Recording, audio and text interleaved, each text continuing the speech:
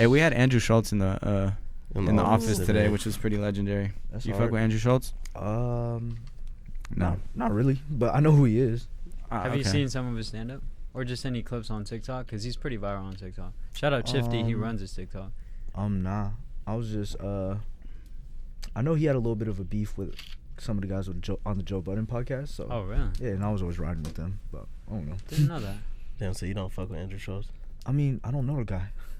I just Seems cool, appreciate, though. and it's much like Flacco, but I appreciate that just like no filter attitude where like I'm gonna just be me regardless.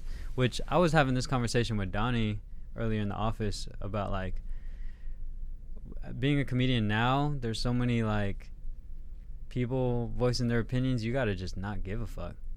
And like I feel like the people you gotta get the most respect from is fellow comedians in the industry.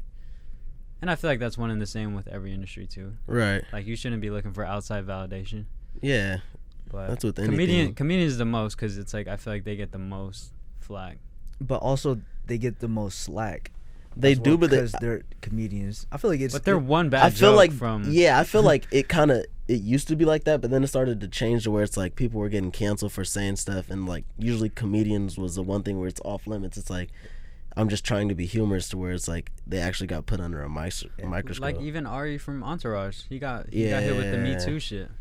I don't know. I feel like that's different. But I feel like now different. comedians are realizing like, bruh, like, Hey Trev. Bernie. On the ground. It's just about to get canceled regardless. Like they're gonna try and cancel me regardless. I might as well just say whatever the fuck I want. A part of me feels like a lot of people are way too sensitive, and you know, a lot of like, but also it's like that Me Too shit. It's like, all right, bro, if you did that weird shit, then you're a weirdo. And it's hard to know if they did it or not. Yeah. But I mean, in terms of a comedian saying an offensive joke, like, bro, come on, man. Wait, like, just turn it off or something. Like, you know, obviously there's reasons to get mad at shit, you know, but if it's not for you, it's not for you. Yeah, and I feel like it's different if a person, like a comedian's doing like a whole special that's literally like attacking a certain group or like, but I feel like usually comedians, they jump around the subject. Like everybody's usually getting fucking, and everything's taken out of context. Like they just grab one bit, like one minute bit from a whole hour-long comedy special. Right. I look at Andrew Schultz as a podcaster. Like I see, I don't comedian. I don't see him as a comedian. But I looked at him as just like a podcaster. Word. That's such a cheat code though. Brilliant Idiots, right? Yeah, that's how I first known him. But he's popping now. He's pretty big. Yeah. Pause. Speaking of people, I thought you better be like, speaking of pretty big. We pressing play on that. Speaking of people that came through the office, who is y'all favorite people that have came through the office? And then I guess for you, Bell, like I guess a celebrity that Joe Budden.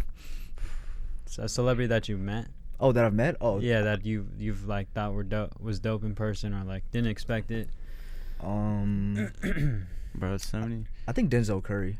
Mm-hmm. Just because I was listening to a lot of that Raider Clan shit like back then. Yeah, you know what I mean? And to meet him now, like super cool, super approachable. Didn't expect him to be like that. Can definitely tell. He takes a lot of shrooms. You know what I mean? You know, I don't know. He was just super outgoing, and it was really refreshing from like someone from the industry or in the industry. I feel like some people in the industry are cool, but I've definitely met like you know, a couple of those guys that I don't know, maybe they were just having a bad day that day. You know what I mean? You never know. Yeah. And I've had days where like I didn't really want to talk to nobody either, but I feel like sometimes they turn that entertainer artist thing off. You know what I mean? Like especially on set. Yeah. But it's not like they're doing an interview with me where like they have to be politically correct, like polite. It's like nah, like just be you. Yeah. Yeah, that's why I feel like being under the No Jumper roof, that experience with celebrities is like really cool because you're not gonna get them acting too stuck up. Yeah. Right. You know, they come in obviously on some like celebrity shit, but it's kind of like, okay, you're in our house. Most of them are fans of us, so it's right. Like, and they're in media mode as well. Yeah. So it's a cool dynamic because I know what you're talking about too when you see someone that's like out of in the wild and you don't know if they're gonna be a dick or not and go like, up. I definitely don't. I almost never run down on them. I'm definitely I'm not the type to ask for a picture or say I might say what's up. Right. Depends. I feel like the most I'll do is like Come on, let's get messy. Hold on. No, I ain't gonna lie. Like, if you see Tyga on the streets, you asking him for a pic? What? Tyga, after this single he dropped, I'm screaming, Tiny Ka. Facts. I don't know. Tyga, No, we gotta bridge that gap. We don't want them to feud. We want to bridge the gap. Yeah. I feel like Tiny Ka loves you. He's sorry. Actually, I don't know. I'm not speaking for T-Rail, so I don't want to get. I feel like if it wasn't somebody in the music industry, I would ask for a pic, because I feel like I never know when I might run into him again, or like, I don't know. Sometimes I have too much pride to feel like a fan, which kind of sucks if I'm actually a fan of them. You know what I mean? But I don't know. So if I was mad famous, I wouldn't want people running down me all day long asking for pics. It would definitely get annoying. I can see it. Do you feel like living in LA, you guys see a lot more famous people? Definitely. Bro. OD. Like, who do you see in SAC? Fucking no one. A Kings player, maybe? Yeah, facts. Fucking a mayor? Some shit? Shouts out Kevin Johnson. I love fixins. Shouts out KJ. I love fixins. Oh, fuck. That's all right, crazy. Favorite celebrity? Damn. I was going to bring up a point. I forgot what I was going to say, though. It's all good. My favorite celebrity is... that came to the office, right? Yeah, Currency and Wiz. Love Currency. Never met him. I had Wiz on my list. Currency was cool because I got to chop it up. I was nervous talking to him. Though, now I got a little bit more comfortable, like, talking to people with the camera, putting the camera in their face, and that's a whole nother situation. Different anxiety. Like, when you're there to get content, it's your job. Yeah. Yeah, bud. I hate when people call me bud, by the way. Sorry. No, it's all good. Get your weather together. Get your weather together, church. What was I saying? Dude, we be high, bro. Yeah, we're high as fuck. Y'all are not high. Bossa. Come on, man. We need to keep it going. Keep it going. Let's turn this fucking party up. When are we going to get the dance party, goddammit? The dance party for random dance. Come on, man. Moses just has a button over there. We need to be bossing in the bus on the way back from home. Wow. That vibe. We need an 8-ball for that. Oh, my shit. God. Holy the co-correspondent. The co-correspondent. That's not me. Damn. You got anybody, Kelvin, that comes to mind that came through the office? Brittany I was trying to think. Yeah, I was like, I don't really like Kazumi's World. So, bro, that was crazy. That was literally like my first day in there, bro. Wait, what? You know who I've seen out here in the streets? If you, I didn't mean to interrupt you. No, you should. I didn't have it was weird because we heard that loud ass slam too. And we're like, fuck, but. I seen this fool Jay Leno multiple times, like in this area. I would definitely ask for a pic. Drop top. Oh, I'm Snapchatting this or like recording this dude. Like he's always in a drop top and he's always in some old school shit. He has a crazy car collection. Like just think about that. That was some LA shit for me. I seen that shit. I'm at the light. This wet ass car pulls up. Look at it. I look up. It's fucking Jay Leno. What? Big old. And chin. that's regular. Yeah, I was like, you just see the chin. The crimson. But back to you. Who do you think? I really can't. I feel like I'd have to go through the calendar and like see. There was nobody like. Memories. So nobody made an impression on you, huh? Not like right off the top of my head, or like I seen him and I was like, oh, like I've been like. Oh, Jeezy. Okay.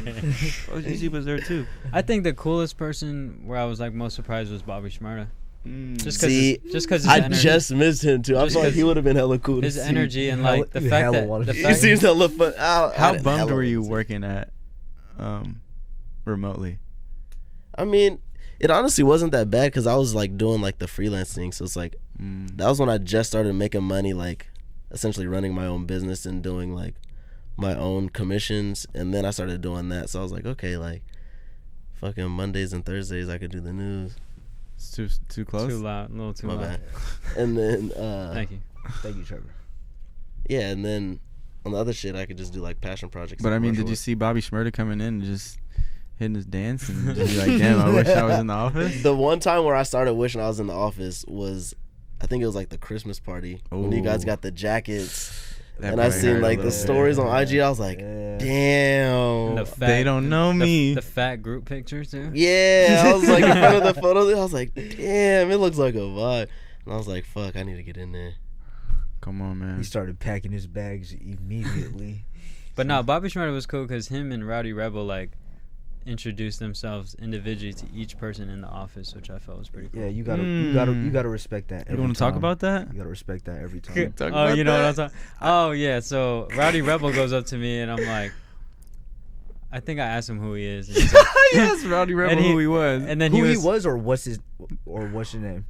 oh yeah, no, I said, what's your name, bro? Oh, that's And he, right. and he just, Who are you is crazy. but then he just goes Rowdy. Yeah, and I'm that's like, true. oh fuck, that's Rowdy Rebel. But no, It was random. And you like, it was off some Oh, off guard shit. yeah, I mean, at the same time, like that's just how you introduce yourself to people. I feel like. Yeah. Oh, what's your name? you can't expect everybody to know you. Yeah, I've definitely said what's your name to people I already knew on Instagram. Yeah. I don't know. I feel it. He's like, I would have felt hella disrespected. No, I mean, I don't know. It's hip hop, bruh.